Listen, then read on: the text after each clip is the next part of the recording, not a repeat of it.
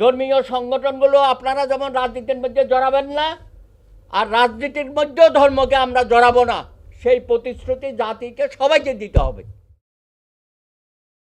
তা আজকে আসন্ন দুর্গাপূজা উপলক্ষে সরকার এবং সমস্ত রাজনৈতিক দলগুলোর কাছে আমরা আবেদন জানাবো, এই যে প্রতিনিয়ত মানুষ নিরাপত্তাহীনতায় ভুগছে, সে পূজা পার্বণ শান্তিপূর্ণভাবে করতে পারবে কি না। সমস্ত মন্দির মঠগুলোতে নানানভাবে আক্রমণের শিকার হচ্ছে। আমাদের মা বোনরা তারা যে নিরাপত্তাহীনতায় ভুগছে, তারা যে সাধারণভাবে পোশাক পরিচ্ছদ নিয়ে রাস্তাঘাটে বেরোতে পারে না, দোকানদাররা নানা রকম মস্করা করে তাদের সাথে, এগুলো আপনারা প্রত্যেকেই জানেন।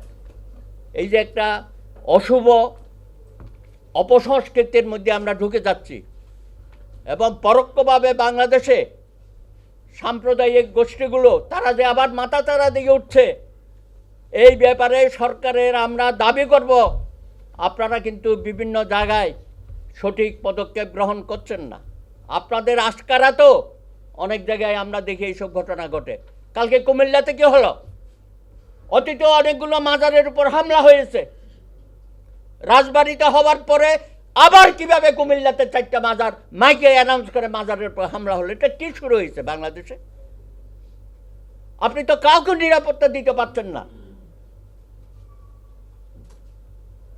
আপনি মঠ মন্দির হামলা হচ্ছে, মাজারের উপর হামলা হচ্ছে, উপাসনালয়ে হামলা হচ্ছে, এটা তো সারা বিশ্বে আমাদের বদনাম হচ্ছে। আপনি তত্ত্বাবধায়ক সরকার 8-6 মাস আসেন, এটার মধ্যেও তো আপনাকে গুরুত্বপূর্ণ ভূমিকা রাখতে হবে। আজকে আপনি নিউ ইয়র্কে যাচ্ছেন কয়েকজন নেতাকে নিয়ে, অবশ্যই যান, খুব ভালো কাজ করেছেন। অতীতে এটা হয় নাই। অতীতে কোনোদিন এভাবে একটি সরকার আছে তারা রাজনৈতিক দলকে সঙ্গে নিয়ে আন্তর্জাতিক কোনো ফোরামে গেছে।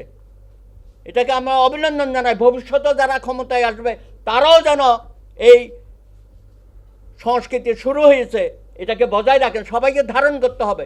ক্ষমতায় যাওয়ার অর্থ এমন না যে শতকরা ক্ষমতার ভাগে হবে একটি মাত্র দল যারা ক্ষমতায় যাবে। বাংলাদেশে অন্যান্য রাজনৈতিক দলও যেন অংশীদারিত্ব পায়, রাষ্ট্র পরিচালনার দায়িত্ব পায়, সেইভাবে বাংলাদেশের রাজনীতিটা চালু করতে হবে। সুতরাং আজকে আন্তর্জাতিকভাবে আপনি যাচ্ছেন, আপনি বাংলাদেশে মব ডেমোক্রেসি যেটা শুরু হয়েছে এটাকে থামাতে পারেন না। এই কারণে আপনাকে লন্ডনে গেলে মবরা আপনার উপর আক্রমণ করে, শফিকের উপর আক্রমণ করে না?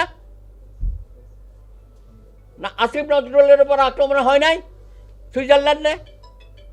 এখনো তো কয়দিন আগে মাহফুজের উপর আক্রমণ হয়েছে নিউ ইয়র্কে, লন্ডনে হয়েছে, আগামীতেও হতে পারে। সুতরাং নিজের দেশের মোবক্রেসি যদি আপনি না থামাতে পারেন, আন্তর্জাতিক মোবক্রেসি তো আপনি হামলার শিকার হবেন।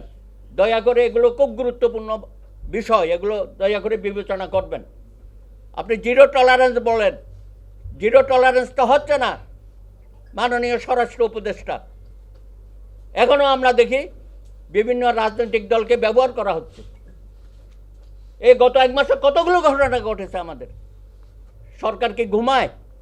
আমরা একটা স্লোগান দিতাম, খায় যায় নাকি ঘুমায়। তো তোমাদের তো অবস্থা তাই হয়েছে। সুতরাং তোমরা যে আজকে 18 মাস বা তার বেশি সময় দায়িত্ব পালন করে যাচ্ছ, একটা সুষ্ঠু ধারার রাজনীতি আমরা করতে চাই বাংলাদেশে।